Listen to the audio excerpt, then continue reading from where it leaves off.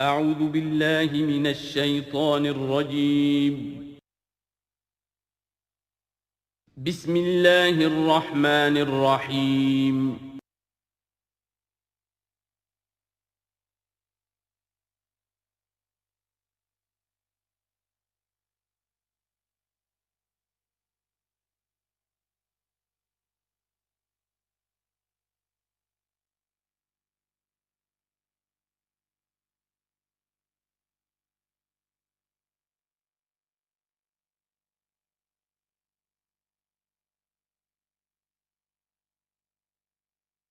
اذا جاءك المنافقون قالوا نشهد انك لرسول الله والله يعلم انك لرسوله والله يشهد ان المنافقين لكاذبون اتخذوا ايمانهم جنة فصدوا عن سبيل الله انهم ساء ما كانوا يعملون ذلك بانهم امنوا ثم كفروا فطبع على قلوبهم فهم لا يفقهون صدق الله العظيم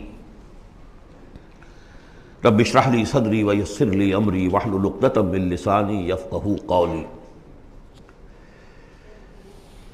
قرآن مجید میں جو مدنی صورتوں کا یہ سب سے بڑا گلدستہ ہے، اس کے ہم 4 جوڑے پڑھ چکے ہیں، 3 جوڑے، سورہ حدید اور سورہ مجادلہ،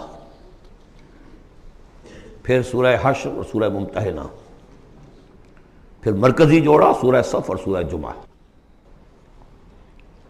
سورہ صف میں نے ایک بات کہی تھی کہ بعد میں جائزہ لے لیں گے، اگر تو ایمان حقیقی اور جہاد فی سبیل اللہ کا راستہ انسان اختیار کرے، وہ تجارت جو اللہ نے بتائی ہے، هل ادلکم علی تجارت تنجیکم من عذاب علیم، اس کا کیا حل ہے، کیا تجارت ہے؟ تؤمنون باللہ ورسولہ وتجاہدون فی سبیل اللہ باموالکم وانفسکم، یہ اگر کرتے ہو تو عذاب علیم سے بھی چھٹکارا ہے، تمہارے گناہ بھی معاف کر دیے جائیں گے، جنتوں میں داخل کیے جاؤ گے، مساکن طیبۃ فی جنات عدن دیے جاؤ گے۔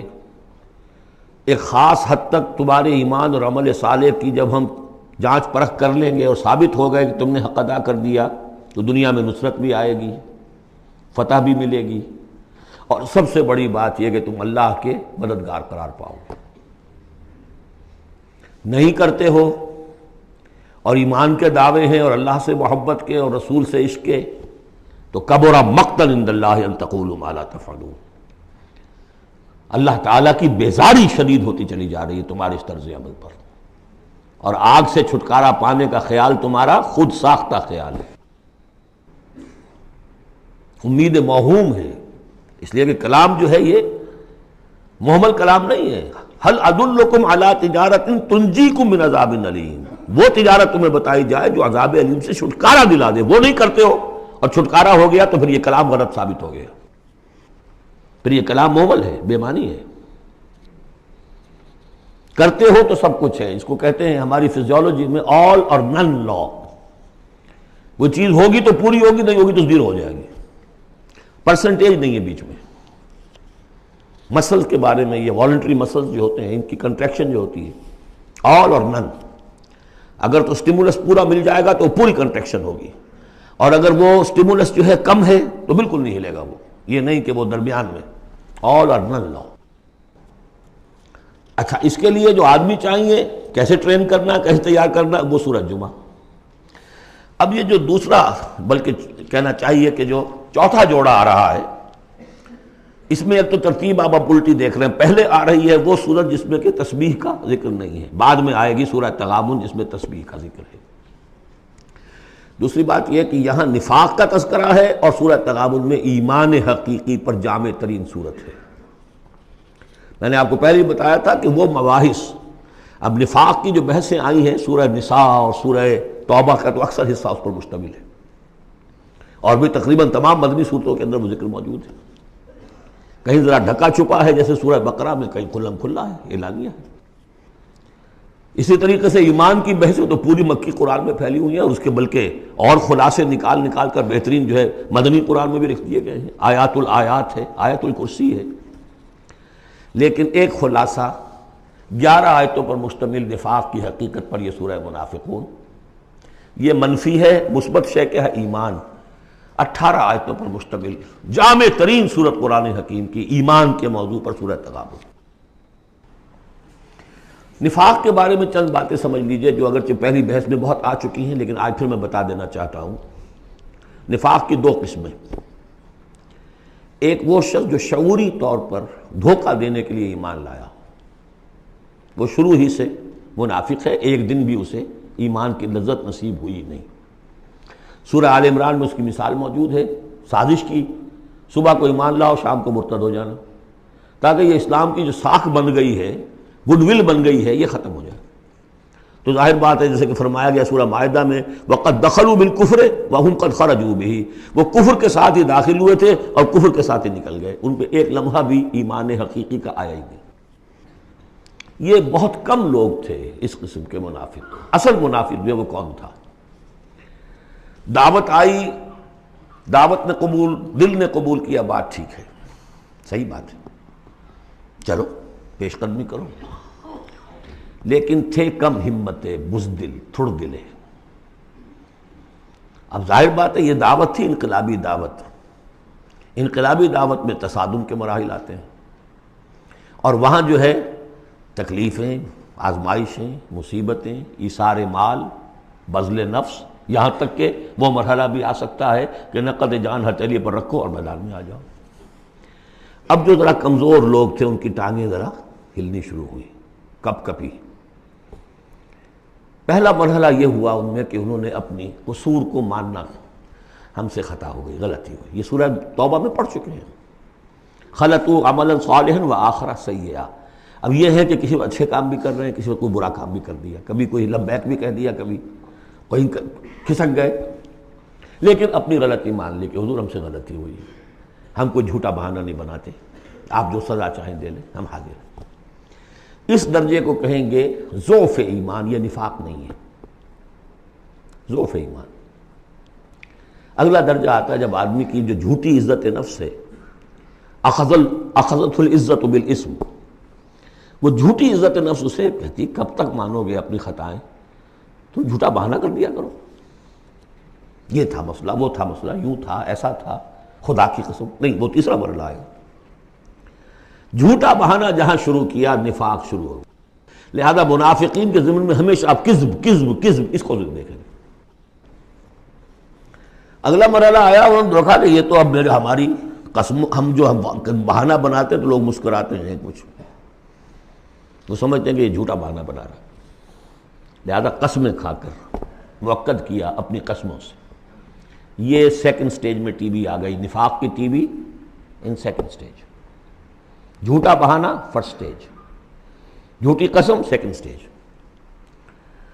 ایک عرصہ آتا ہے کہ اس کے بعد اس پر بھی اعتماد لوگوں کا اٹھ جاتا ہے، تو اب ان کے اندر ایک شدید قسم کا ریئیکشن پیدا ہوتا ہے، ایمان اور اہل ایمان کی دشمنی پیدا ہو جاتی ہے، اور یہ دشمنی سب سے زیادہ ٹارگٹ کرتی ہے قائد کو۔ اس نے ہمارے لیے ساری مصیبت کھڑی کر دی، ہم آرام سے اپنے مدینے میں آباد تھے، رہ رہے تھے، یہ آ گیا، اس نے آ کر یہ سارا جو ہے معاملہ ہمارے لیے، بھائی کو بھائی سے جدا کر دیا، خاندانوں میں رفت پیدا کر دی۔ اب ہماری دوستیاں تھیں ان سے اوس اور خزرج کی دوستیاں تھیں، ان تمام یہودی قبائل سے ہمارے وہ سارے حلیفی تعلقات ٹوٹ گئے، تو وہ ساری دشمنی جو ہے اب یہ عداوت بن جاتی ہے اہل ایمان کی، اور خاص طور پر اہل ایمان کے قائد جو اس وقت کون تھے؟ محمد رسول اللہ۔ دس از دی تھرڈ سٹیج۔ یہ ٹی بی کی وہ تھرڈ سٹیج ہے جو پہلے کبھی ہو جاتی تھی تو ہم سمجھتے تھے کہ اب یہ لا علاج ہے۔ یہ ہے نفاق کی اصل حقیقت۔ اسی لیے اس وقت جو لوگ کسی تحریکی تصور سے آشنا ہی نہیں، انقلابی تصور دین ان کے سامنے آیا ہی نہیں، وہ منافق نہیں ہو سکتا، وہ ضعیف الایمان آدمی ہے۔ لیکن جو شخص ایک مرتبہ کسی تحریک کو، انقلابی تحریک کو قبول کر کے آگے آ جائے، اب وہ منافق ہو جائے گا اگر وہ ٹھیک نہیں چلتا ہے۔ یہ بات میری جو ہے آج پلے باندھ لیجئے۔ عام اس وقت مسلمان منافق نہیں، انہیں پتہ ہی نہیں کہ دین کا تصور یہ ہے، دین کا یہ مطلب ہے، مولویوں نے سمجھایا ہی نہیں۔ دین کا نام ہے نماز، روزہ، اور لیلۃ القدر مل گئی تو بیڑا پار، ساری زندگی کے سارے گناہ معاف۔ انہیں تو یہ تصور دیے گئے، حج کرائے تو پاک ہو کے آ گئے، اور عمرہ کیا تو پاک ہو کے آ گئے، باقی یہ کہ تم جس طرح چاہو کماؤ۔ لہذا وہ بیچارے وہ منافق نہیں ہے، وہ ضعیف الایمان ہے، جو بھی ہے وہ اللہ تعالیٰ جو معاملہ ان سے کرے۔ جو شخص کسی حقیقی انقلابی اسلامی تحریک سے متعلق ہو جائے اس کو حق سمجھ کر، پھر اگر وہ پیچھے ہٹ رہا ہے اس لیے کہ قائد میں اسے کوئی چیز ایسی نظر آئی کہ یہ تو غلط کار انسان ہے، دھوکے باز انسان ہے، ٹھیک ہے، پیچھے ہٹ جانا چاہیے۔ اگر یہ طریقہ کار جو اس نے بتایا تھا یہ اس سے منحرف ہو گیا ہے، پیچھے ہٹ جانا چاہیے۔ جو اس نے طریقہ کار بتایا تھا اس وقت ہمیں معلوم ہوا تھا ٹھیک ہے، لیکن اب ہم سمجھتے ہیں کہ ٹھیک نہیں ہے، پیچھے ہٹ جانا چاہیے۔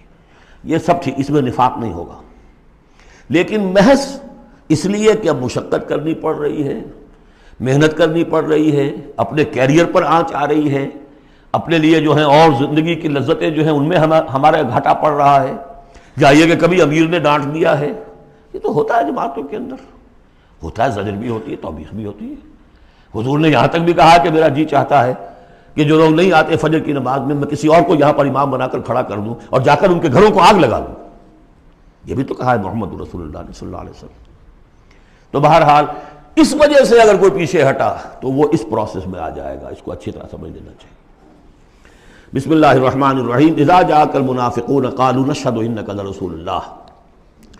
اے نبی جب آپ کے پاس آتے ہیں منافق اور وہ کہتے ہیں کہ ہم گواہی دیتے ہیں، ہم کہتے ہیں، ہم اقرار کر رہے ہیں کہ آپ اللہ کے رسول ہیں، واللہ یعلم انک لرسول، اللہ جانتا ہے کہ آپ اس کے رسول ہیں، اللہ سے بڑھ کر اور کون جانتا ہے کہ آپ اللہ کے رسول ہیں، لیکن واللہ یشہد ان المنافقین لکاذبون، اللہ گواہی دیتا ہے کہ یہ منافق جھوٹے ہیں، یہ دل سے بات نہیں کہہ رہے۔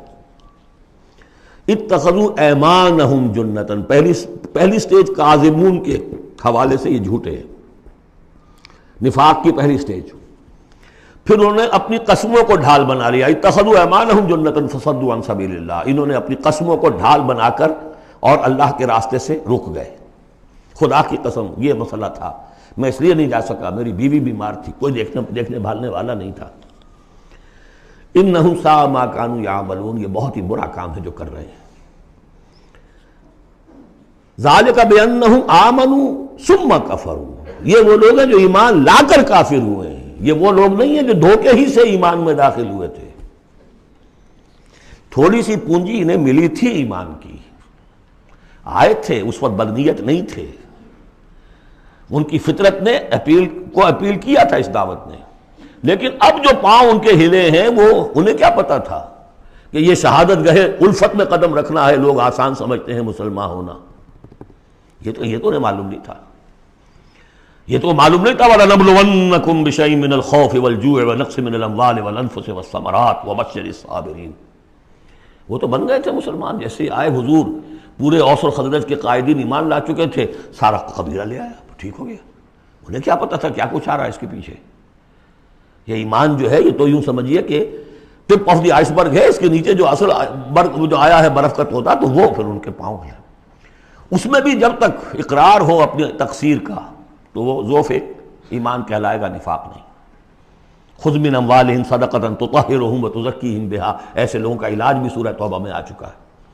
لیکن جھوٹ بہانا پہلی منزل، جھوٹی قسم دوسری منزل، اور پھر عداوت آگے آئے گی چل کر اسی صورت میں۔ ذالک بانہم آمنوا ثم کفروا، یہ اس لیے کہ ایمان لائے پھر کفر کیا۔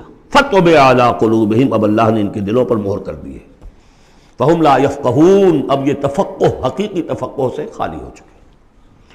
وَإِذَا رَأَيْتَهُمْ تُعْجِبُكَ أَجْسَامُهُمْ، جب اے نبی آپ انہیں دیکھتے ہو کہ جسم آپ کو بڑے اچھے لگتے ہیں، بڑے تن و توش والے ہیں۔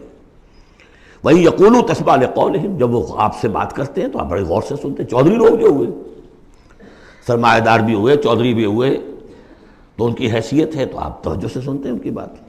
كَأَنَّهُمْ خُشُبٌ مُّسَنَّدَةٌ، اے نبی یہ تو ان سوکھی لکڑیوں کے مانند ہیں جو اپنے بل پر نہیں کھڑی ہوا کرتی، انہیں ٹیک لگا کر کھڑا کیا جاتا ہے۔ یحسبون کل صیحۃ علیہم، اندر سے اتنے بودے ہیں کہ ذرا سی آہٹ ہوتی ہے تو ان کی جان پر بن جاتی ہے، وہ سمجھتے ہیں کہ پھر آئی کوئی مصیبت، کہیں اور سے پھر شاید کوئی حملے کی خبر آ رہی ہے، اور پھر کوئی جنگ ہوگی، پھر کہیں گے نکلو اللہ کی راہ میں۔ یحسبون کل صیحۃ علیہم، اپنے اوپر ہی سمجھتے ہیں ہر آہٹ کو۔ ہم العدو، یہ تیسری سٹیج ہے، یہ اب اصل دشمن یہ ہے۔ باہر کا دشمن جو آ رہا ہے ابو جہل لشکر لے کر یا ابو سفیان لشکر لے کر، وہ اتنا خطرناک نہیں جتنے کہ یہ ہے، یہ مارے آستین ہے، یہ اندر سے ڈنک مارنے والا۔ ہم العدو، اصل دشمن یہ ہے۔ فاحذرہم، ان سے بچ کر رہو، چوکس رہو، چوکنے رہو، چاہے معاف کرتے رہو، یہ بات دوسری ہے۔ حضرت مسیح کا قول آپ کو سنا چکا ہوں کہ فاختہ کے مانند بے ضرر، لیکن سانپ کے مانند ہوشیار رہو۔ سانپ چوکنا کتنا ہوتا، لیکن سانپ ضرر بھی پہنچا دیتا ہے۔ تم چوکنے تو ویسے رہو جیسے سانپ ہوتا ہے، بے ضرر ایسے رہو جیسے کہ فاختہ ہوتی ہے۔ حضور کی یہی شان تھی۔ جس نے آگے جھوٹی قدم کھائی، جھوٹا ٹھیک ہے بھائی جاؤ، ٹھیک ہے، مروت، شرافت، جس پر کہ پھر اللہ کی طرف سے گرفت بھی آ گئی۔ عفو اللہ عنک لما اذنت لہم، اللہ معاف کرے آپ کو، یا اللہ نے آپ کو معاف کر دیا، کیوں آپ نے ان کو اجازت دے دی؟ قاتلہم اللہ انا یوفکون، اللہ ان کو قتل کرے، گردن مارے اللہ ان کی، کہاں سے یہ پھرائے جا رہے ہیں۔ یعنی قسمت کی خوبی دیکھیے، ٹوٹی کہاں کمند، دو چار ہاتھ جب کہ لبے بام رہ گیا۔ محمد کا زمانہ نصیب ہوا صلی اللہ علیہ وسلم، ان کی دعوت پر لبیک کہنا نصیب ہو گیا، یہ نصیب اللہ اکبر لوٹنے کی جائے، لیکن کہاں سے یہ واپس پھرے، کس جگہ کمند ٹوٹی ہے۔ وَإِذَا قِيلَ لَهُمْ تَعَالَوْا يَسْتَغْفِرْ لَكُمْ رَسُولُ اللَّهُ، جب ان سے کہا جاتا آؤ بھائی غلطی مان لو اپنی، تو اللہ کے رسول تمہارے لیے استغفار کریں گے۔ تو رسول کی دشمنی تو ان کے دل میں گرہ بنی ہوئی ہے، کیسے آئیں؟ جب کہا جاتا آؤ تمہارے لیے اللہ کے رسول استغفار کریں گے اللہ سے، لووا رؤوسہم، وہ اپنے سروں کو مٹکا، جی جی جی آئیں گے ٹھیک ہے، ذرا میں بعد میں آؤں گا۔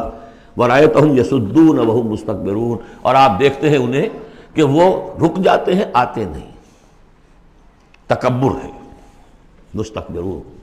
اب نبی کے سامنے جا کے روز روز اپنی خطاؤں کو ہم اعتراف کرتے رہے، ہماری بھی کوئی عزت نفس ہے؟ یہ کیا ہے جس وقت چاہا ہمیں ڈانٹ دیا؟ آخر یہ کہ عزت نفس ہے ہماری بھی۔ سواء علیہم استغفرت لہم ام لم تستغفر لہم، برابر ہے ان کے لیے نبی، چاہے آپ استغفار کریں چاہے نہ کریں، لن یغفر اللہ لہم، اللہ ان کو ہرگز معاف نہیں کرے گا۔ اس سے اگلی سٹیج میں یہ آیت آ چکی ہے سورہ توبہ میں، استغفر لہم او لا تستغفر لہم ان تستغفر لہم 70 مرۃ فلن یغفر اللہ لہم۔ اب اے نبی ان کے لیے تو چاہے آپ استغفار کریں چاہے نہ کریں، آپ 70 مرتبہ بھی استغفار کریں گے تب بھی اللہ ان کو معاف نہیں کرے گا۔ اور حضور کی مربت دیکھیے، حضور فرماتے ہیں کہ اگر مجھے یہ معلوم ہوتا کہ 70 سے زیادہ مرتبہ استغفار کرنے سے ان کی نجات ہو جائے گی تو میں 70 سے زیادہ مرتبہ استغفار کرتا، لیکن یہاں 70 مراد نہیں ہے، 70 سے مراد جتنی چاہے آپ استغفار کر لیں۔ ہم الذین، اب یہ عداوت کا جو ہے ان کا جو نقشہ ہے، یہ واقعات پیش کیے جا رہے ہیں۔ ایک غزوے سے واپسی پر دو مسلمانوں کی بیچ لڑائی ہو گئی، ایک مہاجر تھے اور ایک تھے انصاری۔ اب وہ پانی بھرنے پر کہیں، بلکہ ان کی بھی نہیں، ان کے خادموں کی لڑائی ہو گئی تھی۔ اس کو وہاں منافقوں نے اچھال دیا، مہاجرین اور انصار کا جھگڑا بنا دیا، اور کہا اس وقت آ کے عبداللہ ابن ابی نے، دیکھو تم نے اصل میں اے انصار، اے مدینے والو، یثرب والو، تمہاری مثال تو وہی ہے جو کہتے ہیں کہ سمن کلبک یا کو لوگ، اپنے کتے کو کھلا پلا کے موٹا کرو، کس کا بھی تمہیں ہی کاٹے گا۔ تم نے ان کو جگہ دی، پناہ دی، کھلایا پلایا، اب یہ تمہارے سر کو آ رہے ہیں، غریبانوں کو آ رہے ہیں۔ خدا کی قسم اگر ہم اب مدینے پہنچ گئے تو ان ذلیلوں کو وہاں سے نکال باہر کریں گے۔ ان کی یہ جرت، انصاری کا خادم اور ایک مہاجر کا خادم لڑے ایک انصاری کے خادم سے، ہم نے پناہ دی، اپنے ٹکڑے کھلائے، ان کو اپنی جگہ دی، اور آج ہی ہمارے سروں کو آ رہے ہیں، ہمارے منہ کو آ رہے ہیں۔ یہ بکواس اس نے کی۔ وہاں موجود تھے ایک نوجوان زید بن ارقم، انہوں نے جا کے حضور کو بتا دیا۔ حضور نے بلایا، نہیں جی جھوٹ قطر، میں نے نہیں کہا، یہ چھوکرے نے پتہ نہیں کہاں سے سن لیا، یہ چھوکرا کیا ہے یہ، اور آپ اس کی بات مان رہے ہیں میرے معاملے میں۔ خاموش رہے حضور۔ پھر یہ آیات اتر گئیں جس نے چھوکرے کو صحیح ثابت کیا کہ کہا انہوں نے یہ۔ تو حضور نے فرمایا کہ لڑکے کے کان نے غلط نہیں سنا تھا، لیکن ایک بات نوٹ کر لیجئے، ان معاملات میں بھی حضور کوئی اقدام نہیں کر سکے عبداللہ ابن ابی کے خلاف، یہ نوٹ کرنے کی بات ہے۔ یہ جو لوگ سمجھتے ہیں کہ مکمل سٹیٹ قائم ہو چکی تھی مدینے میں، فوراً حضور کے جاتے ہی بڑی حماقت کے اندر مبتلا ہے۔ یہ ضرور ہے کہ حضور کو وہاں ایک حیثیت حاصل ہو گئی، لیکن جو تصور ہمارا ہے اس زمانے میں سٹیٹ،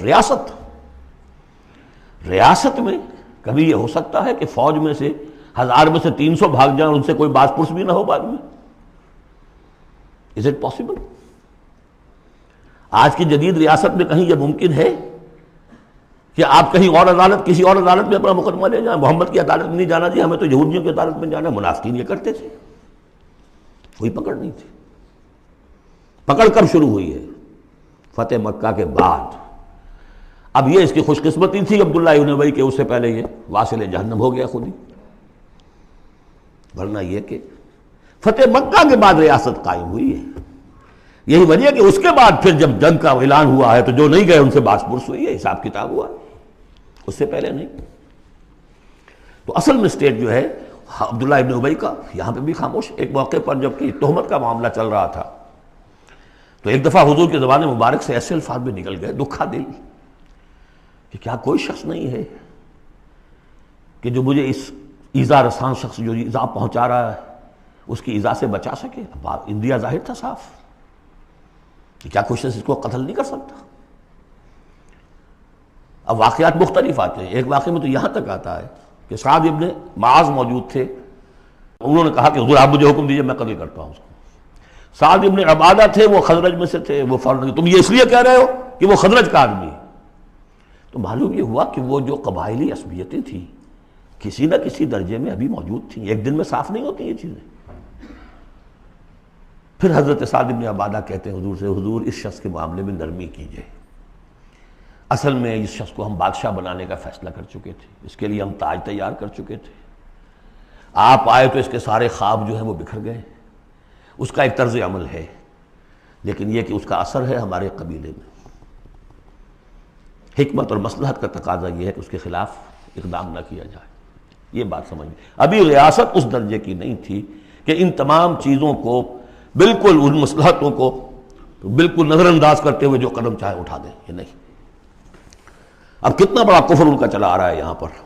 ہم الذین یقولون لا تنفقوا علی من عند رسول اللہ حتی ینفضوا، یہی ہے وہ لوگ جو کہتے ہیں کہ مت خرچ کرو ان پر جو اللہ کے رسول کے گرد جمع ہو گئے ہیں، دیکھنا ان بستیوں کو تم کے ویراں ہو گئیں، یہ سب بھاگ جائیں گے اگر تم ان کے اوپر خرچ نہ کرو، حتی ینفضوا، یہاں تک کہ وہ منتشر ہو جائیں۔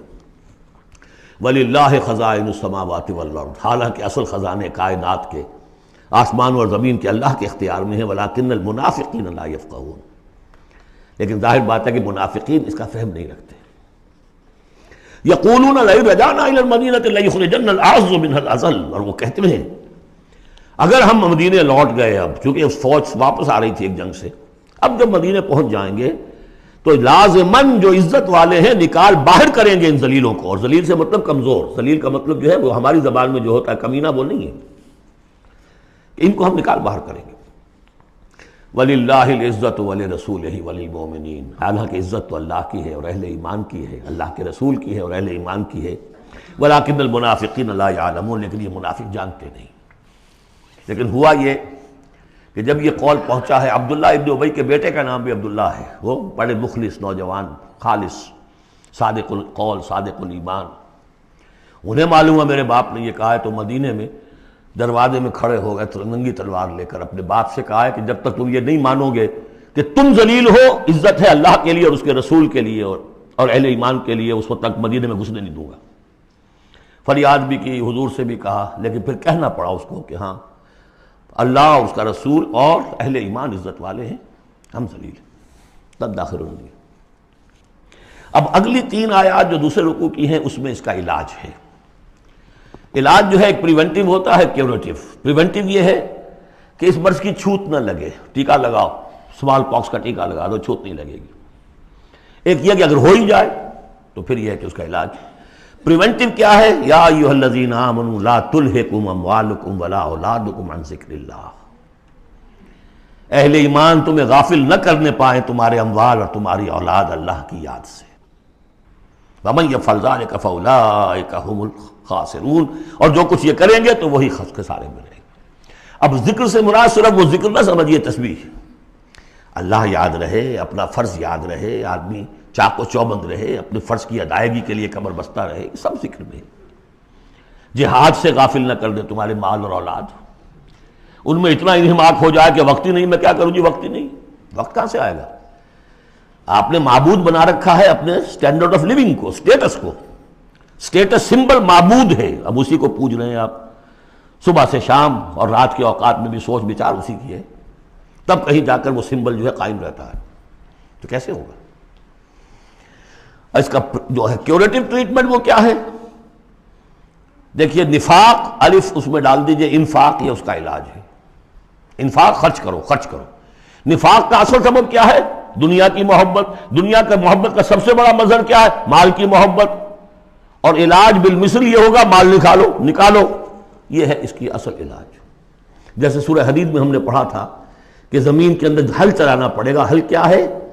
ان المصدقین والمصدقات واقرضوا اللہ قرضا حسنا یضاعف لهم ولهم اجر کریم والذین آمنوا باللہ ورسلہ اولئک هم اب یہ گند نکال تو دل سے، پھر ایمان کا بیج پڑے گا تو لہلائے گی کھیتی. پھر صدیقیت کی طرف جاؤ چاہے شہادت کی طرف. یہ تمہاری افتاد تباہ ہے. وَأَنفِقُوا مِمَّا رَزَقْنَاكُم مِّن قَبْلِ أَن يَأْتِيَ أَحَدَكُمُ الْمَوْتُ، اور خرچ کر دو اس میں سے جو کچھ ہم نے تمہیں دیا ہے، اس سے پہلے کہ تم میں سے کسی کی موت کا وقت آئے. فَيَقُولَ، پھر وہ اس وقت کہے رب لولا أَخَّرْتَنِي إِلَىٰ أَجَلٍ قَرِيبٍ، پروردگار اسے ذرا کچھ دیر کے لیے مؤخر کر دے. فَأَصَّدَّقَ وَأَكُن مِّنَ الصَّالِحِينَ، تو میں بڑی تصدیق کروں گا اور خیرات و صدقات سارا کچھ دے دوں گا اور میں بالکل صالحین میں سے ہو جاؤں گا.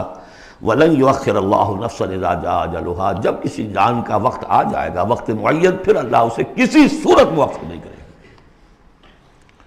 قوموں کی اجل تو پھر بھی مؤخر ہوئی ہے، قوم یونس کی ہو گئی ہے، لیکن یہ کہ انفرادی اجل کبھی مؤخر نہیں ہوتی.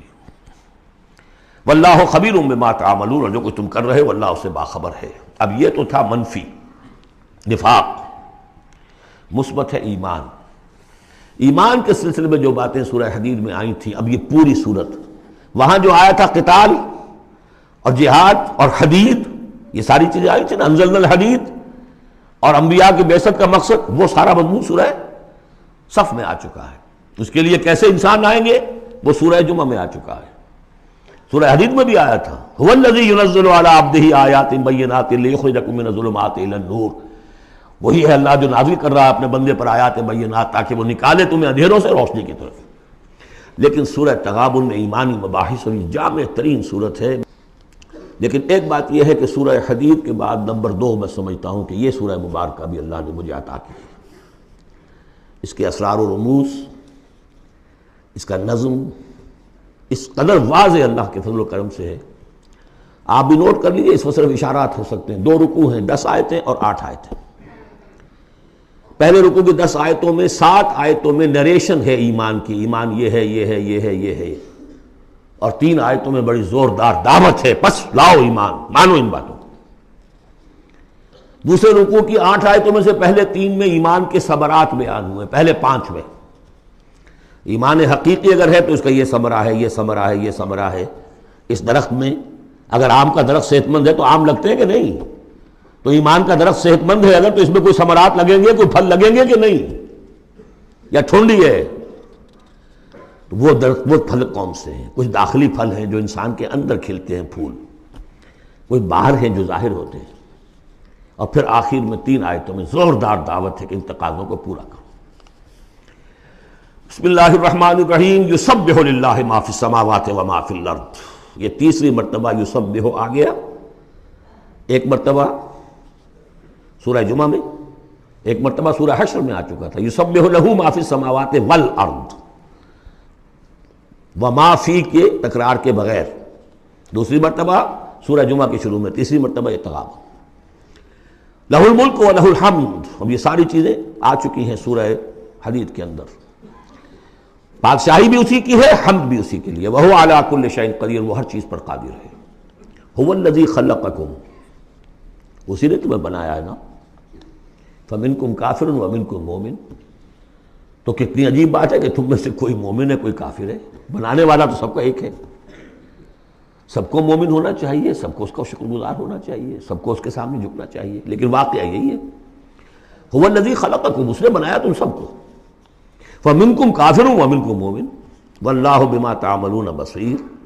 اور جو کچھ تم کر رہے ہو اللہ دیکھ رہا ہے. اس میں بڑا ایک یوں سمجھیے کہ بڑی دھمکی ہے، اللہ دیکھ رہا ہے.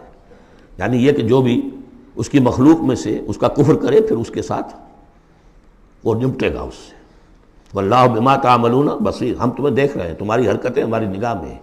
کیا مطلب ہوتا ہے اس کا؟ خلق السماوات والارض بالحق، اس نے آسمان اور زمین پیدا کیے ہیں ایک پرپس کے ساتھ، باطل نہیں ہے یہ تخلیق، عبث نہیں ہے یہ تخلیق، حق کے ساتھ، با مقصد، با نتیجہ، اور خاص طور پر تم اس کی کریشن کا کلائمیکس، وَصَوَّرَكُمْ فَأَحْسَنَ صُوَرَكُمْ، اور تمہاری جو نقشہ کشی کی ہے تو کتنی عمدہ کی ہے، انسان کا جسم، اس کا اریکٹ پوسچر، پھر کس طریقے سے جو اس میں جنسیں بنائی گئی ہیں، کس قدر کامل ہم آہنگی ہوتی ہے، پھر چہرے پہ جو نقش و نگار ہیں، ایک ایک چیز پر غور کرو، فَصَوَّرَكُمْ وَأَحْسَنَ صُوَرَكُمْ، بہترین صورت بنائی تمہاری، وَإِلَيْهِ الْمَصِيرُ، اسی کی طرف لوٹ کر بھی آنا ہے، یہ سب کچھ بنا کر ایسے نہیں چھوڑ دیا تمہیں، تم اتنی گھٹیا شے نہیں ہو کہ بس اٹھا کے پھینک دی، نہ کھلونا ہو کہ کھیلے اور بس اس کے بعد جیب اٹھتا گیا، یہ ایک سیریس کریشن ہے، پرپسفل ہے، نتیجہ نکلے گا۔ اب دیکھیے ایک آیت میں جمع کیا ہے وہ تمام جو ایمانیات، ایمان بالعلم، علم خداوندی کا جو ایمان ہمارا ہونا چاہیے، آپ کو کئی کئی آیتوں میں ملے گا قرآن میں بہت سے مقامات پر، یہاں ایک میں 3 ڈائمنشنز دی ہیں، یعلم ما فی السماوات والارض، ایک ڈائمنشن، وہ جانتا ہے جو کچھ آسمان میں ہے جو کچھ زمین میں ہے، کیا باقی رہ گیا؟ لیکن سیکنڈ ڈائمنشن، وَيَعْلَمُ مَا تُسِرُّونَ وَمَا تُعْلِنُونَ، وہ بھی جانتا ہے جو تم چھپاتے ہو اور وہ بھی جانتا ہے جو تم ظاہر کرتے ہو۔ تیسری ڈائمنشن اور آئی، وَاللَّهُ عَلِيمٌ بِذَاتِ الصُّدُورِ، سینوں کے اندر جو کچھ ہے وہ پنہاں ہے، وہ بھی اللہ جانتا ہے۔ میں کافی عرصے تک متردد رہا کہ یہ تو پھر تکرار ہو گئی، جو کچھ ہم چھپاتے ہیں وہی ہمارے سینے میں ہے نا، اور تکرار محض کلام کا عیب ہے، یقیناً یہاں کوئی اور بات ہونی چاہیے۔ تو جب انکشاف ہوا کہ اس سے مطلب ہے even your sub conscious mind which even you don't know yourself what is lurking in the subconscious mind، تمہارے تحت الشعور کے اندر جو طوفان اٹھتے رہتے ہیں، اللہ تو اسے بھی واقف ہے، he knows you through and through، وہ تمہارے جین سے واقف ہے، هو عالم بکم اذ انتم اجنۃ فی بطون امہاتکم، اپنی ماؤں کے پیٹ میں جنین کی شکل میں تھے، اللہ تب بھی جانتا تھا تمہیں، تو وہ تو تمہارے سب کانشیس مائنڈ، تم نہیں بات جانتے رہے، تمہیں نہیں معلوم، تم بسا اوقات دھوکہ کھا جاتے ہو، تمہارا تحت الشعور جو ہے وہ تمہیں دھوکہ دیتا ہے، لیکن اللہ اس سے بھی واقف ہے۔ الم یاتکم نبأ، اب 4 آیتیں ہو گئی ایمان باللہ پر، اگرچہ اسی میں مضمر ہے ایمان بالآخرہ بھی، بعد بھی، 2 آیتیں ایمان باللہ پر، الم یاتکم نبأ الذین کفروا من قبل، کیا تمہارے پاس خبریں آ نہیں چکی ہیں ان لوگوں کی جنہوں نے کفر کیا تھا پہلے؟ قوم نوح، قوم ہود، قوم صالح، پورا مکی قرآن پڑھ چکے ہو نا، اب تو ہم نزول کے اعتبار سے بھی بات کہہ سکتے ہیں، اب اپنے اس دورہ قرآن کے اعتبار سے بھی بات کہہ سکتے ہیں، سارا مکی قرآن پڑھ ہی لیا تقریباً۔ الم یاتکم نبأ الذین کفروا من قبل، کیا آ نہیں چکی تمہارے پاس خبریں ان کی جنہوں نے کفر کیا تھا پہلے؟ اب اس کا تجزیہ کیا ہے، فذاقوا وبال امرہم، انہوں نے اپنے معاملے کی سزا چکھ لی، دنیا میں ہلاک کر دی گئی، وَلَهُمْ عَذَابٌ علیم، اور ابھی ان کے لیے عذاب علیم منتظر بھی ہے، ابھی تو عالم برزخ میں ہے نا، عذاب علیم جو آخرت کا ہے وہ تو ابھی منتظر ہے، اعد اللہ لہم عذابا علیما، تیار کر کے رکھا ہوا ہے۔ تجزیہ اگلی آیت میں، ذالک بأنہ کانت تأتیہم رسلہم بالبینات، یہ اس لیے ہوا کہ ان کے پاس ان کے رسول آتے رہے واضح نشانیاں لے کر، واضح نشانیاں، واضح معجزے بھی اللہ نے جس کو دیے، فقالوا، تو انہوں نے کہا اب بشر یہدوننا، کیا بشر انسان ہمیں ہدایت دیں گے؟ فکفروا، اس پر کفر کیا انہوں نے، وتولوا، اور رخ پھیر لیا، گردن موڑ لی، واستغنى اللہ، اللہ بھی غنی ہے، اللہ تو غنی ہے ہی ہے، واللہ غنی حمید، اللہ غنی ہے، حمید ہے، اللہ نے بھی کہا دفع ہو جاؤ، جدھر جانا جاؤ۔ اب یہاں آیا بہت باریک نکتہ، شاید آپ کو بھی وہ برا لگے، اچھا نہ لگے۔ دیکھیے ایک ہی بیماری ہوتی ہے، وہ کبھی کسی شکل میں ظہور کرتی ہے، کبھی کسی شکل میں ظہور کرتی ہے، وہی کینسر ہے، اس کی کسی جگہ کا جا کر کوئی سیکنڈری بنے گی تو اس کی کچھ اور شکل ہو جائے گی، کسی اور ٹیشو میں کسی اور جگہ جائے گی تو اور شکل ہو جائے گی۔ بیماری یہی ہے کہ جب رسول آتے تھے تو لوگوں نے کہا یہ تو بشر ہیں، رسول کیسے ہو سکتے ہیں؟ سمجھ میں آ رہا ہے؟ یہی بیماری آئی بعد میں، جس کو رسول مان لیا یہ بشر کیسے ہو سکتے ہیں؟ کوئی فرق ہے اس میں؟ وہاں بشر سامنے تھا، ہاتھ پاؤں والا، اس کا بیٹا ہے، اس کا پوتا ہے، اس کا پڑ پوتا، ہم جانتے ہیں اس کو کون ہے، یہ وہی تو ہے نا، بشر سامنے تھا۔ بشریت کی بنا پر رسالت کا انکار، نبی کیسے ہو سکتا؟ اور جس نے نبی مان لیا خدا بناؤ، یا تو اس کو خدا کا بیٹا تو بناؤ کم سے کم، اور نہیں تو کم سے کم بشریت سے تو نکالو اس کو۔ ایک ہی مرض ہے، ایک ہی مرض ہے۔ آخر یہی کوئی تو وجہ ہے نا، قرآن کتنی دفعہ کہلواتا ہے قل انما انا بشر مثلکم یوحی الی انما الہکم الہ واحد۔ آخری آیت ہے سورہ کہف کی، اے نبی کہیے، ڈنکے کی چوٹ کہیے کہ میں ایک بشر ہوں تمہاری طرح کا۔ ہاں وہی ہوئی ہے مجھ پر کہ تمہارا الہ تو ایک ہی ہے اور وہ الہ اللہ ہے۔ فمن کان یرجو لقاء ربہ فلیعمل عملا صالحا ولا یشرک بعبادۃ ربہ احدا۔ البتہ ایک دوسری انتہا بھی ہمارے ہاں ہے، کچھ لوگوں نے اس نقطے کو ایمفیسائز کرنے کے لیے، جیسے ہم بھی کبھی کسی بات پر زور دینے میں کبھی کوئی لفظ ذرا مناسب سے ہٹ کر غیر مناسب لفظ ہم استعمال کر بیٹھتے ہیں۔ ہمارے بزرگوں سے بھی ہوا، کسی نے کہا بڑے بھائی بنا دیا، کسی نے کوئی اور مثال دے دی۔ ایسی بات بھی نہیں ہے۔ نبی کے بعض خصائص ایسے بھی ہیں کہ جو واقعتاً عام بشر کے نہیں ہیں۔ یہ حدیث بھی تو محمد رسول اللہ کی صلی اللہ علیہ وسلم کہ جب آپ سے یہ شکایت کی لوگوں نے، حضور آپ صوم وصال رکھتے ہیں، ہمیں نہیں رکھنے دیتے، ہمیں منع کرتے ہیں آپ۔ صوم وصال یہ ہے کہ آج روزہ رکھا اور اس کو آج شام کو افطار نہیں کیا، پھر رات چل رہا ہے وہ روزہ، اگلا دن بھی، تو 2 دن کا صوم وصال ہو گیا، اگلی روز شام کو جا کے کھولا، یہ صوم وصال ہے۔ پھر 3 دن کا، 4 دن کا آپ تو رکھتے ہیں، ہمیں اجازت نہیں دیتے۔ فرمایا ایکم مثلی، تم میں سے کون مجھ جیسا ہے؟ ابھی تو عند ربی، میں اپنے رب کے پاس رات گزارتا ہوں، وہ یطعمنی ویسقین، وہ مجھے کھلاتا پلاتا ہے۔ تو بعض پہلو ہے، نبی اپنی پشت سے بھی دیکھتا تھا صلی اللہ علیہ وسلم، ہم تو نہیں دیکھتے۔ تو خصائص ہیں۔ پھر نبی کو ساری سیر کرا دی گئی آسمانوں کی، زمین کی، کہاں لے گئے؟ عند سدرۃ المنتہی، عندہا جنت المأویٰ، اذ یغشی السدرۃ ما یغشی ما زاغ البصر وما طغی۔ تو یہ معاملہ بھی نہیں، لیکن بنیادی طور پر وہ انسان ہے، انسانی عواطف و میلانات بھی تھے۔ چوٹ لگتی تھی تو درد ہوتا تھا، زخم کا وار لگا ہے تو اس پہ سے خون کا فوارہ چھوٹا ہی چھوٹا ہے، بچہ فوت ہو رہا ہے تو آنکھوں میں آنسو آئے ہی آئے ہیں، کبھی بددعا بھی نکل گئی ہے۔ کیف یہدی اللہ قوما خضبوا وجہ نبیہم بالدم، سب پڑھ چکے ہیں ہم یہ پورا قرآن مجید میں۔ لیکن یہ ہے کہ رسالت کا انکار بربنائے بشریت اور بشریت کا انکار بربنائے رسالت، یہ دونوں چیزیں غلط ہیں، اور یہ ہم وزن ہیں۔ ذالک بانہ کانت تاتیہم رسلہم بالبینات فقالوا بشر یہدوننا فکفروا وتولوا واستغنی اللہ واللہ غنی حکیم۔ اب ایک آیت میں آ رہی ہے ایمان بالآخرہ، زعم الذین کفروا، ذرا اس کے زور کا اندازہ کیجئے گا۔ زعم الذین کفروا ان لن یبعثوا، زوم ہو گیا ہے انہیں، غلط خیال ہو گیا ہے کہ وہ اٹھائے نہیں جائیں گے۔ قل، اب ذرا نوٹ کیجئے، بلا وربی لتبعثن ثم لتنبؤن بما عملتم، کہہ دو اے نبی کیوں نہیں، اور مجھے میرے رب کی قسم ہے۔ کون کھا رہا ہے قسم؟ محمد الرسول اللہ صلی اللہ علیہ وسلم۔ لتبعثن، تم لازماً اٹھائے جاؤ گے، ثم لتنبؤن بما عملتم۔ یہ اس پر جو خطبہ تھا حضور کا، پہلا خطبہ جو آپ نے دیا ہے بنو ہاشم کو دعوت میں، وہ میرے کتابچے میں موجود ہے،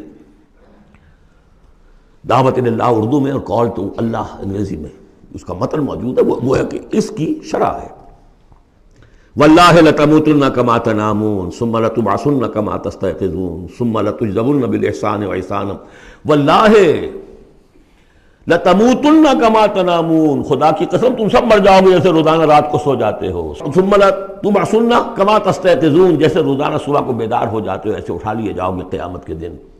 ثُمَّ لَتُحْسَبُنَّ بِمَا تَعْمَلُونَ، پھر تمہارا حساب کتاب لیا جائے گا جو تم نے عمل کیا ہے. ثُمَّ لَتُجْزَوُنَّ بِالْإِحْسَانِ إِحْسَانًا وَبِالسُّوءِ سُوءًا، پھر بدلہ ملے گا بھلائی کا بدلہ برائی کا بدلہ. وَإِنَّهَا لَجَنَّةٌ أَبَدًا أَوْ لَنَارٌ أَبَدًا. قُلْ بَلَىٰ وَرَبِّي لَتُبْعَثُنَّ ثُمَّ لَتُنَبَّؤُنَّ بِمَا عَمِلْتُمْ وَذَٰلِكَ عَلَى اللَّهِ يَسِيرٌ، اور یہ اللہ پر بہت آسان ہے. 7 آیتیں پوری ہو گئیں. 4 ذات و صفات، 2 رسالت، 1 آخرت. اب سنیے فَآمِنُوا بِاللَّهِ، یہ فا بہت اہم ہے یہاں پر. بس ایمان لاؤ اللہ پر اور اس کے رسول پر. وَالنُّورِ الَّذِي أَنزَلْنَا، اس نور پر جو ہم نے نازل فرمایا.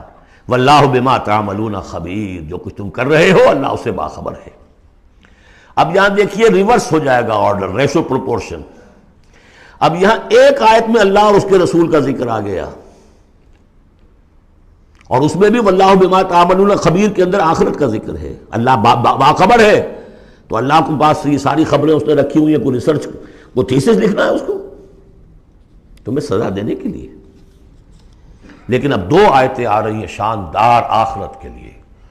یوم یجمعکم لیوم الجمع ذالک یوم التغابن، جس دن کہ وہ جمع کرے گا تمہیں اس جمع ہونے والے دن، وہ ہے ہار اور جیت کے فیصلے کا دن. جو اس وقت جیتا وہ جیت گیا، جو اس وقت ہارا وہ ہار گیا. یہ دنیا کی ہار اور جیت کیا ہے؟ کچھ بھی نہیں. ایک ڈرامے کے اندر کوئی جیت گیا کوئی ہار گیا، نہ وہ جیت ہے اور نہ یہ ہار ہے. اصل جیتا وہ جو وہاں جیتا، اصل ہارا وہ جو وہاں ہارا. ذالک یوم التغابن، وہ ہے ہار اور جیت کے فیصلے کا دن. ومن یؤمن باللہ، جیت کس کی ہوگی؟ جو ایمان لائے اللہ پر، ویعمل صالحا، اور عمل کرے اچھے.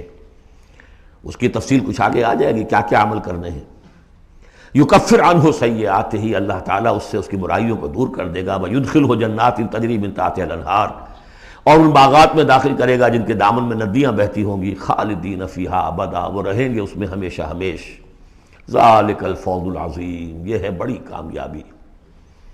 والذین کفروا وکذبوا بآیاتنا اولئک اصحاب النار خالدین فیہا، اور جو لوگ انکار کریں گے اور تکذیب کریں گے ہماری آیات کی، وہ ہوں گے جہنمی اور رہیں گے اس میں ہمیشہ ہمیش. وبئس المصیر، اور یہ برا ٹھکانہ ہے.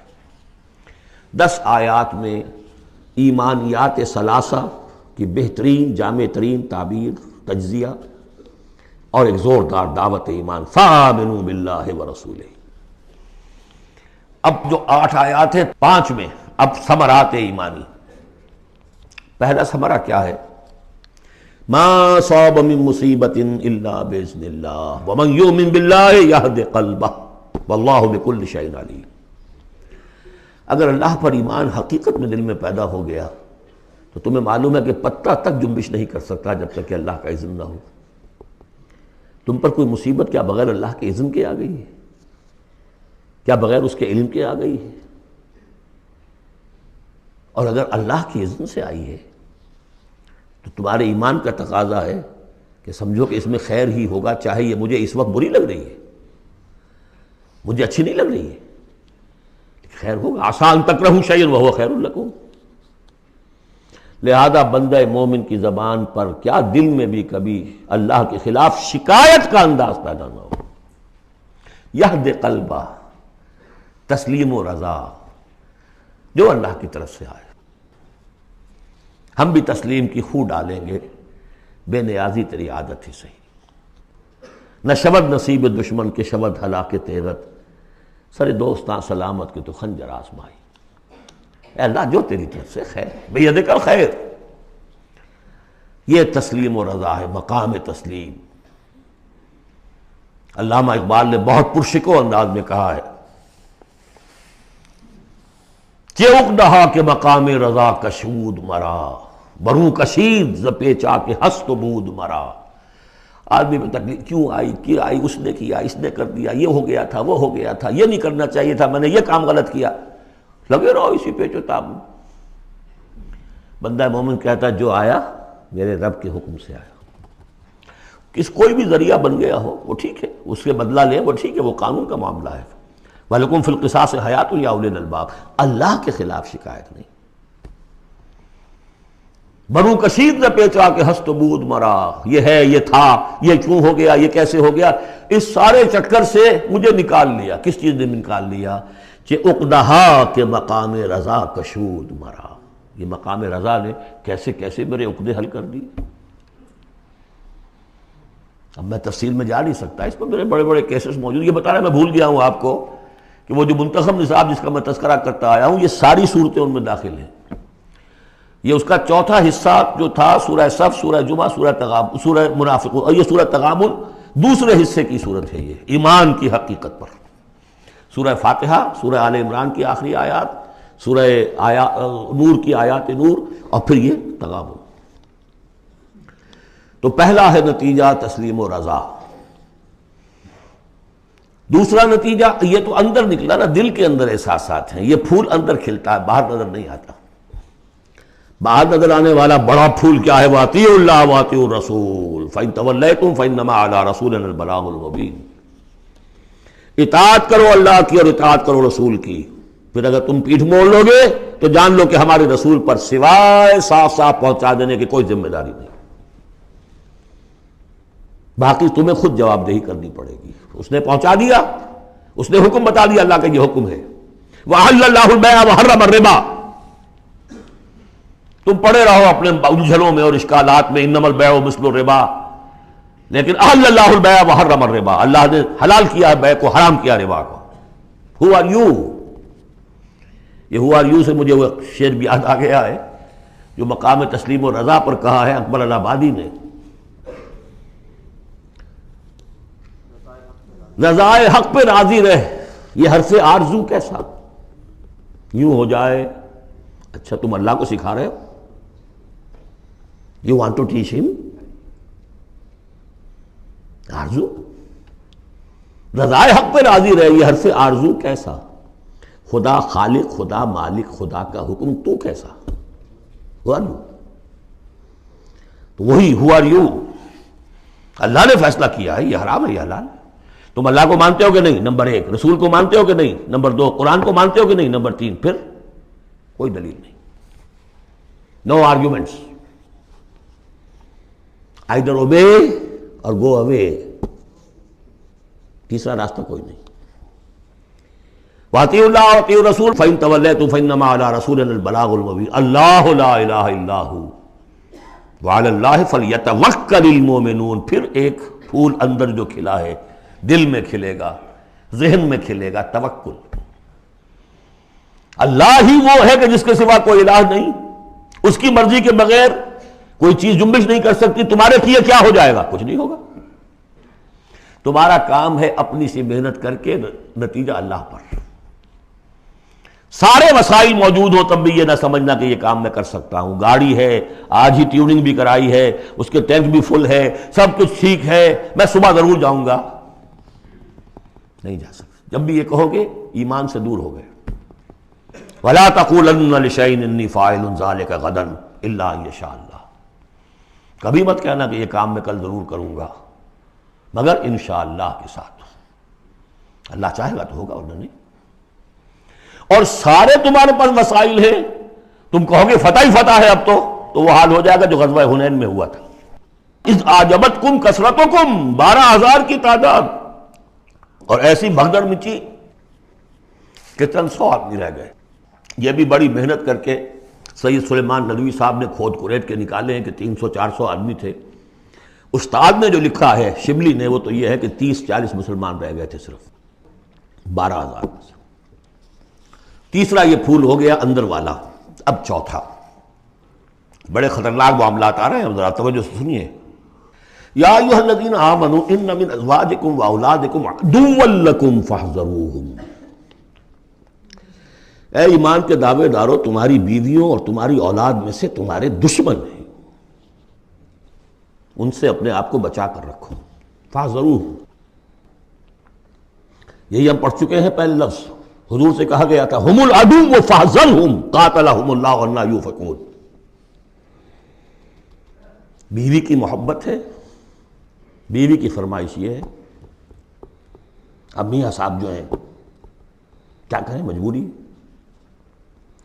بچوں کو اچھے سے اچھا تعلیم دینی ہے، حلال سے نہیں ہوتی، حرام سے۔ گھر بار چھوڑو، ملک چھوڑو، جاؤ باہر، بوڑھے ماں باپ مر رہے، پانی دینے والا کوئی نہیں، اور ڈالر اور پیٹرول ڈالر کمانے کے لیے بیٹے گئے ہوئے باہر۔ کیا کریں؟ مکان بنانا ہے، یہ کرنا تھا، وہ شروع کی تھی، کوٹھی شروع کی تھی، وہ ابھی تک مکمل نہیں ہوئی ہے، وغیرہ وغیرہ۔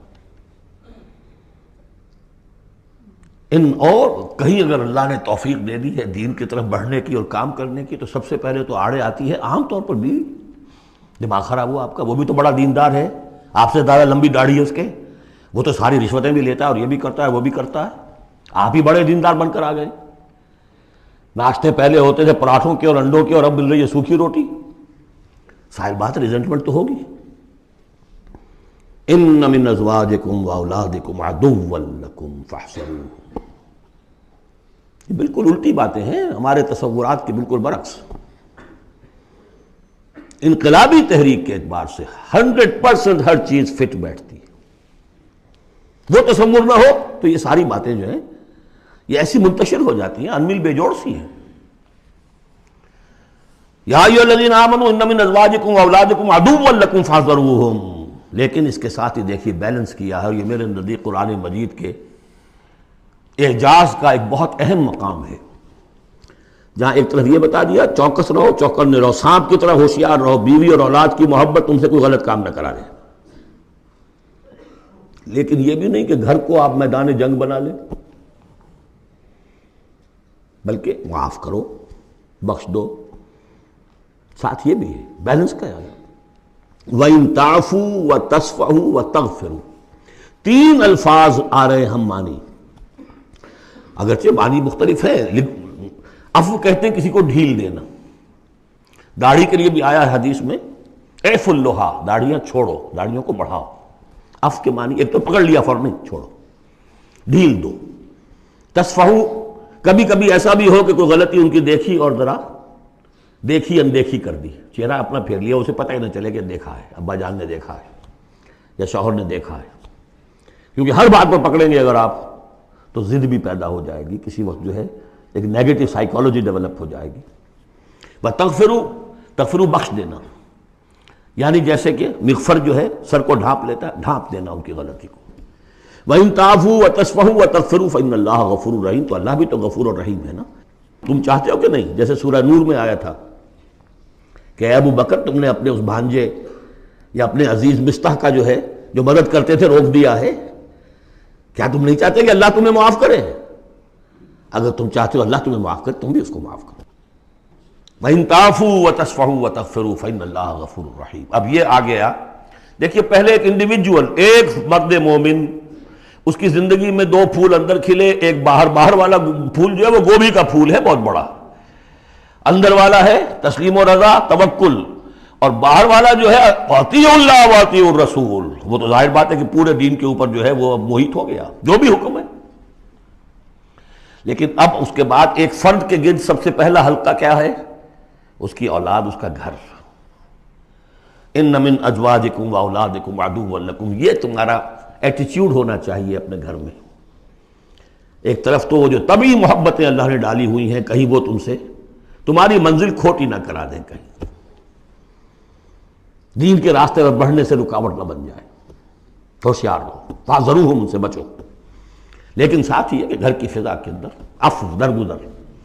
دوسرا انما اموالکم واولادکم فتنہ، جان لو تمہارے مال اور تمہاری اولاد تمہارے لیے فتنہ ہے، اسی پر تو ہم آزما رہے ہیں تمہیں۔ زین للناس حب الشہوات من النساء والبنین والقناطیر المقنطرۃ من الذهب والفضة والخیل المسومۃ والانعام والحرث، یاد ہے کہ نہیں سورہ آل عمران کی آیت؟ اللہ نے یہ محبتیں ڈالی ہیں، تبھی تو امتحان ہے، آزمائش ہے، یہ محبتیں ہی نہ ہو تو سب کے سبھی اللہ کے بندے بن جائیں۔ دیکھنا تو یہی ہے کہ تم کس کس چیز کو، کس کس ریزسٹنس کو، کس کس ہرڈل کو عبور کر کے آ سکتے ہو ہمارے پاس۔ انہی پتھروں پہ ہو کر اگر آ سکو تو آؤ، میرے گھر کے راستے میں کوئی کہکشاں نہیں ہے۔ جنت جو ہے وہ بہت ناپسندیدہ چیزوں سے گھیر دی گئی ہے، تو یہ اموال اولاد یہ تمہارے لیے فتنہ ہے، جانچے جا رہے ہیں۔ اولاد کو کیا بنانے کی فکر کی تھی تم نے؟ بندہ مومن بنانے کی فکر کی تھی یا ایک پیسہ کمانے والی مشین بنانے کی فکر کی تھی؟ اور اچھی طرح جان لیجئے کسی شخص کے دل میں ایمان کتنا ہے اس کا اصل انڈیکس وہ یہ ہے کہ وہ اپنی اولاد کو کیا بنا رہا ہے.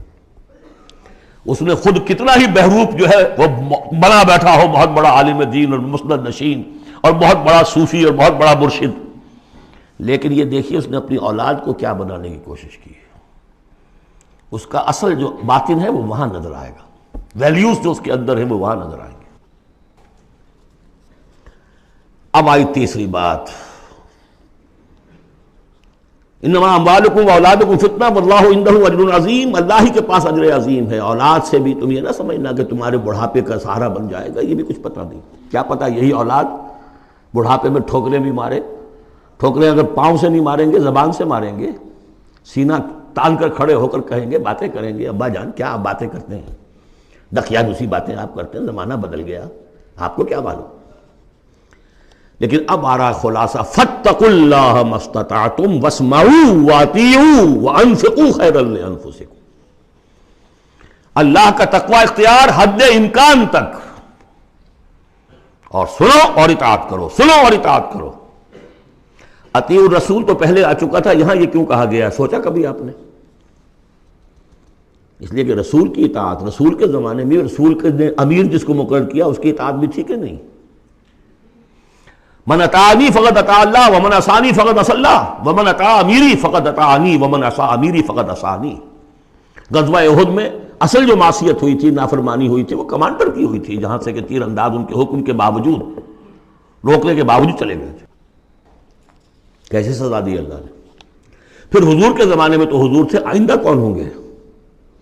کوئی اللہ کا بندہ ہوگا جو پھر کھڑا ہو، من انصاری اللہ، جو دین کا ہی کام کرنے کے لیے داعی کھڑے ہوئے ہیں، دعوتیں ہیں. اصل بندہ شہید کھڑے ہوئے، مولانا مودودی کھڑے ہوئے، مولانا الیاس صاحب کھڑے ہوئے، پچھلی صدیوں میں سید احمد بریلوی کھڑے ہوئے، لوگ کھڑے ہوتے رہیں گے. من انصاری اللہ، کون ہے جو میرے ساتھ ہاتھ بٹائے؟ اب آپ دیکھیے اس زمانے میں کون ہے، قبول کیجئے. فاسمعوا واطیعوا، پھر اس کا حکم سنیے اور مانیے. ڈسپلن پارٹی، ورنہ کیا ہوگا؟ کچھ بھی نہیں. عید آزاداں شکوہ ملک و دین اور عید محکومہ ہجوم مومنین. یہ 30 لاکھ کا ہجوم مومنین ہے جو حج میں ہوتا ہے. اگر یہ جماعت ایک ہوتی کسی ایک امیر کے نیچے 30 لاکھ کی، ایک امیر، عظیم الشان انقلاب. وانفقوا، اور خرچ کرو، خیرا لانفسکم، یہی تمہارے لیے، خود اپنے لیے بہتر ہے، لگا دو جو بھی کچھ دیا ہے. وہی دیکھیے جہاں پہ سورہ حدید، آمنوا باللہ ورسولہ وانفقوا مما جعلکم مستخلفین فیہ فالذین آمنوا منکم وانفقوا لہم اجر کبیر ومن یوق شح نفسہ فاولئک ھم المفلحون. اور جو اپنی جی کے لالچ سے بچا لیے گئے، بخل سے نجات پا گئے، وہی ہیں کہ جو اصل میں فلاح، آخری فلاح کو پہنچیں گے. ان تقرضوا اللہ قرضا حسنا، اگر تم اللہ کو قرض حسن دو، یضاعف لکم، وہ تو اس کو تمہارے لیے دگنا کرے گا، چوگنا کرے گا، 700 گنا کرے گا. فیغفر لکم، اور تمہیں بخش دے گا. واللہ شکور حلیم، اللہ شکور بھی ہے، حلیم بھی ہے. شکور اتنا ہے کہ تم جو بھی کچھ کرتے ہو قدر کرتا ہے کہ میرے بندے نے یہ کیا میرے لیے. اور حلیم اتنا ہے کہ تم نہیں بھی دیتے تو فوراً تمہاری گردن نہیں ناپتا. حلیم الطبع ہے. عالم الغیب والشہادہ، وہ جاننے والا ہے کھلے اور چھپے کا، تمہارے سامنے جو کچھ ہے وہ بھی اور جو تم سے غائب ہے اس کا بھی. العزیز الحکیم، یہ وہ صورت تھی جس کے شروع میں العزیز الحکیم نہیں آیا تھا، یہاں اختتام پر آ گیا. وہ العزیز ہے الحکیم. بارک اللہ لی ولکم فی القرآن العظیم ونفعنی وإیاکم بالآیات والذکر الحکیم.